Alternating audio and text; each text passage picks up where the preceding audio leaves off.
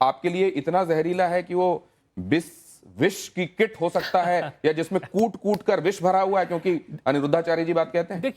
देखिए अभी महाराष्ट्र में 80 बच्चे बीमार पड़े बिस्किट खा के पड़े। बिल्कुल बिल्कुल, मैं उस पर नहीं, लेकिन आप देखिए, आपके बहुत सारे फॉलोअर्स हैं अनिरुद्धाचार्य जी, और उसको एज इट इज वो फॉलो करते हैं। अगर मान लीजिए कहीं उनके सामने ये है कि मेरे कहने से समाज बिस्किट नहीं खाता तो समाज का बहुत बड़ा भला है बिस्किट नहीं खाने से। जरा देख लीजिए क्या कहा है, खाने से बहुत नुकसान। अनिरुद्धाचार्य जी क्या कहते हैं, किस तरीके से कहते हैं, जरा वो सुन लीजिए, उसके बाद हम देखते हैं कि इसको लेकर वैज्ञानिक प्रमाण क्या कहते हैं। जी, बिस्कुट का मतलब क्या है? बिस्किट का मतलब क्या है?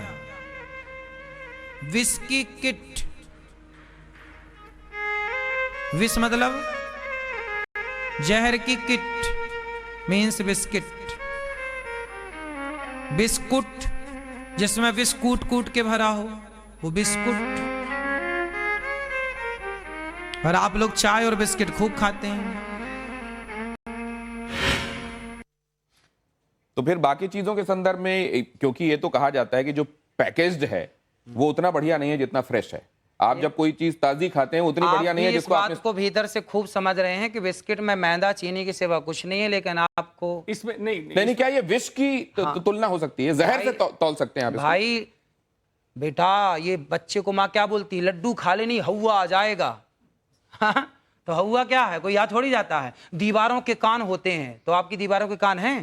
तो ये आपने मुहावरा इस्तेमाल किया है। आपने तो मुहावरा इस्तेमाल किया ना, क्योंकि विश हिंदी का वर्ड है एंड बिस इज इंग्लिश।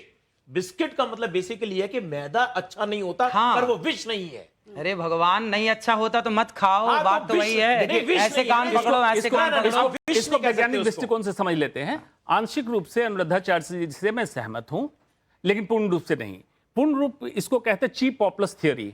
कुछ ऐसी कंट्रोवर्सी करो, बिस्कुट इस टाइप का कुछ करो जिससे आप पॉपुलर हो जाओ। नहीं, पॉपुलर के अलावा आप एक चीज देखिए, बता रहा हूं, आप जब बिस्किट कहते हैं या कुछ लोग उसको बिस्कुट कहते हैं अलग अलग जगहों पर, जब आप वो कहेंगे तो आपको ये सीख दिमाग में आएगी कि ये विष इसके साथ जोड़ा था बिल्कुल अनिरुद्धाचार्य जी ने, और आप उसको खाने से शायद बचेंगे।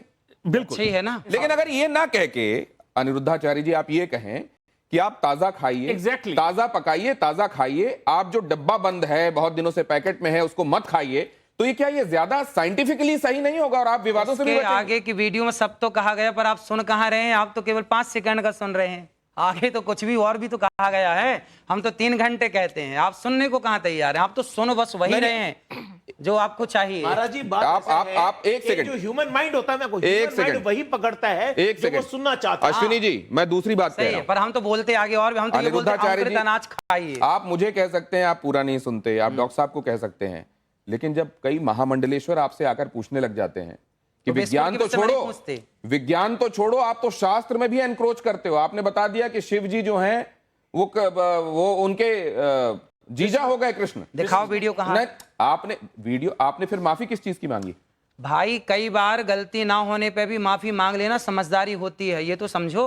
यदि आपके पास प्रूफ है तो दिखा दीजिए आप।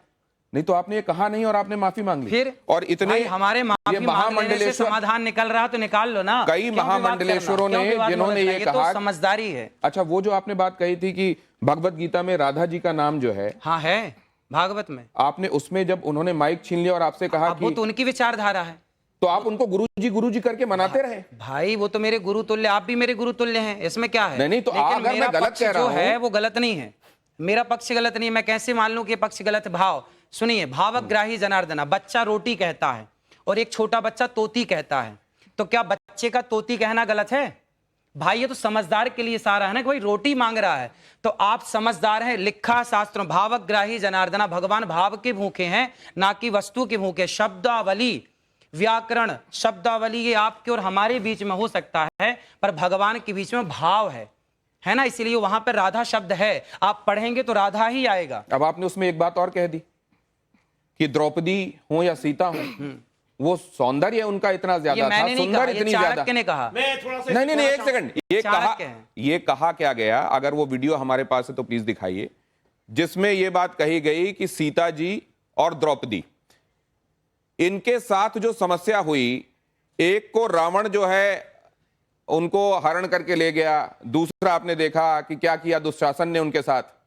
ये इसलिए हुआ क्योंकि वो बहुत रूपसी थी। ये मैंने तो क्या नहीं बोला। ये शास्त्र ने अगर कहा है और आपने शास्त्र को कोट किया है, देखिए हर एक चीज को कोट करके जब आप कहते हैं ना, चाणक्य आपके जरिए आने की बात और महत्व हो जाता है। मैं तो मान रहा हूं ना, उसमें मैंने गलती क्या की? उसमें तो ये है, चाणक्य ने जो बात कही वो हूबहू आपने कह दी। भाई मैं तो सुनिए, मैं तो देखिए पढ़ता हूं, मुंशी प्रेमचंद्र को भी पढ़ता हूं, मैं तो भगवत गीता भी पढ़ता हूं, रामचरितमानस भी पढ़ता हूं, रामायण भी पढ़ता हूं, और मैं न्यूज भी देखता हूं। हाँ।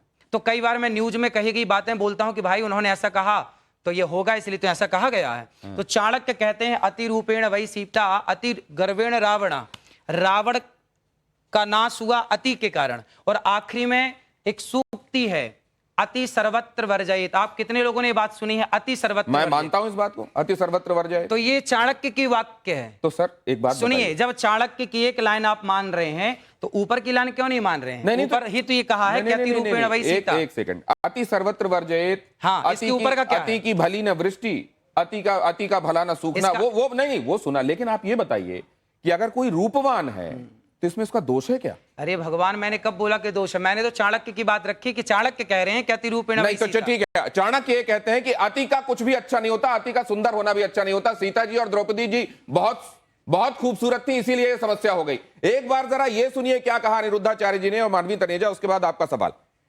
बताओ स्त्रियों को श्रृंगार क्यों दिया गया? ताकि स्त्रियां उस श्रृंगार से सुंदर दिखें और उस सुंदरता से वो केवल अपने पति को रिझाएं, सिर्फ अपने पति को रिझाएं। मोहिनी है ना, पति को इतना मोहित करो अपने पति को कि आपका पति पर स्त्रीगामी ना बनने पावे।